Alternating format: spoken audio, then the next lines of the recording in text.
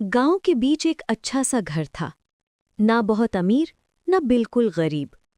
इस घर में रतन रहता था, उसकी माँ अम्मा और उसकी बीवी मीरा। बाहर से घर ठीक लगता था, लेकिन अंदर सिर्फ टेंशन थी। मीरा सुबह देर से उठती। आंख खुलते ही उसका पहला सवाल होता, आज नाश्ता क्या बना है?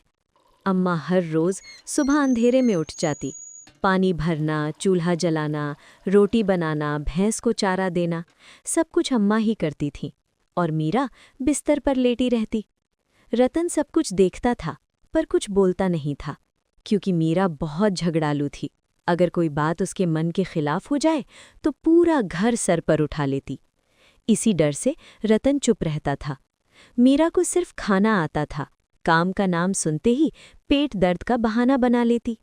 वो कहती, हाय मेरे तो हाथ दुखते हैं काम करते हुए। पर जब खाना बनता, सबसे पहले और सबसे ज्यादा मीरा ही खाती। गरम रोटी, ज्यादा सब्जी और दूध का पूरा ग्लास। अम्मा चुपचाप आखिरी में बैठती। कभी कभी रोटी कम पड़ जाती तो अम्मा आधी रोटी पर ही काम चला लेती। रतन का दिल अंदर से टूट जाता। वो पूछता, माँ तुमने ठीक से खाया?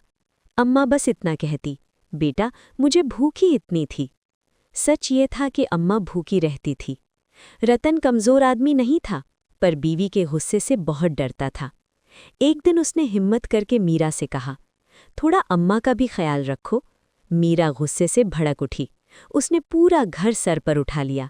मेरी शादी नौकर बनने के लिए हुई है, मैं काम नहीं करूंगी। उस दिन के बाद रतन बिल्कुल चुप हो गया। वो बीवी का हर ख्याल रखता, उसकी बातें मानता। बस एक ही चाह थी कि घर में झगड़ा ना हो। पर अम्मा रोज़ और कमज़ोर होती जा रही थी। एक दिन अम्मा चूल्हे के पास बैठकर रो रही थी। रतन ने देखा तो घबरा गया। माँ, क्या हुआ?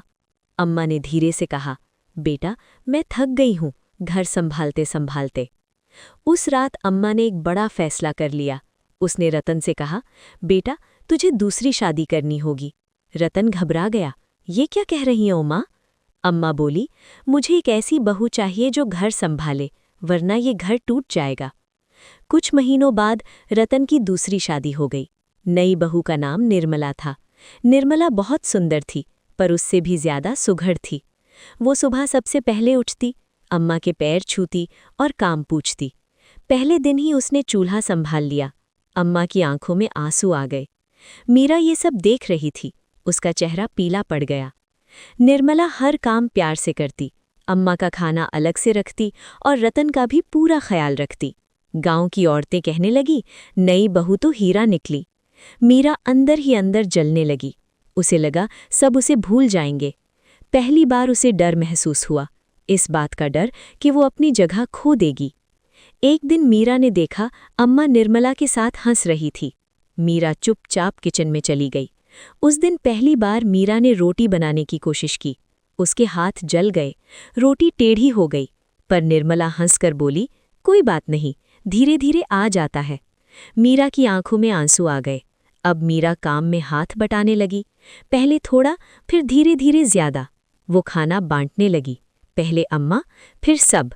घर का माहौल बदलने लगा। रतन ने चैन की सांस ली। एक दिन अम्मा ने मीरा का हाथ पकड़कर कहा, बेटी घर का सुख बांटने से बढ़ता है। मीरा ने सर झुका ली। उसे अपनी गलती समझ आ चुकी थी। अब घर में हंसी थी, बातें थी और सुकून था। इस कहानी का सीधा सा सबक है, काम से भागना और सिर्फ लेना घर को तोड़ देता है। और जब इंसान अपनी गलती मानकर बदलने लगे तो सबसे टूटा हुआ रिश्ता भी फिर से जुड़ सकता है।